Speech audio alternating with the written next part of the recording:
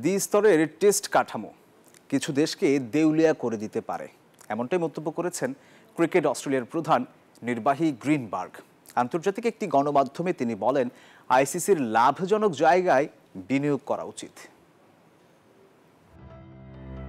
গেল 15 বছর টেস্ট ক্রিকেটের দ্বিস্তর কাঠামো বাস্তবায়ন নিয়ে আলোচনা কম হয়নি। তবে বিশ্ব ক্রিকেটের তিন মোড়ল এক বিন্দুতে পৌঁছাতে না পারায় তা বাস্তবায়ন করতে পারেনি আইসিসি। গত কয়েকদিন হলো আবারও আলোচনার তুঙ্গে এই ইস্যু। আইসিসি চাইছে লাল বলে যেসব দেশ কম খেলে তাদের জন্য সুব্যবস্থা করতে, তবে সেখানে বেশ কিছু সমস্যা তৈরি হতে পারে বলে মনে করেন অনেকেই। কিছু দেশ ভাবছে দ্বিতীয় স্তরে নেমে গেলে আইসিসি থেকে লভ্যাংশ কম পাবে। আবার ইংল্যান্ড যদি দ্বিতীয় স্তরে নেমে যায় সেক্ষেত্রে অ্যাশেজের মতো সিরিজ তারা খেলতে না পারার আশঙ্কা তৈরি হবে।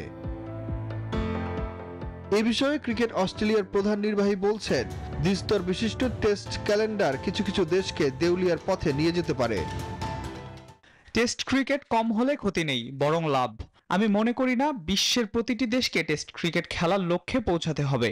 আমরা আসলে দেশগুলোকে দেউলিয়া করার চেষ্টা করব, যদি জোর করে তাদের টেস্ট খেলাতে বাধ্য করি। তিনি বলছেন, দ্বিস্তরের পথে না গিয়ে ইংল্যান্ড অস্ট্রেলিয়ার অ্যাশেজের মতো বড় সিরিজগুলোতে বেশি বিনিয়োগ করা উচিত।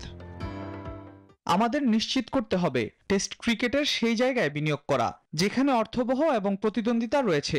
এজন্যই অ্যাশেজ এত বড় ও লাভজনক, কারণ এর গুরুত্ব ও তাৎপর্য রয়েছে।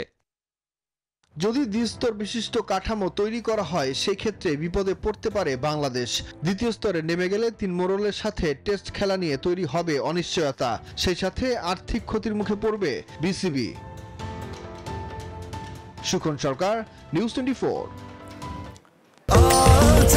স্বাস্থ্যকর অল টাইম হানিকম্ব, সব সময় অল টাইম হেলদি লাইফ।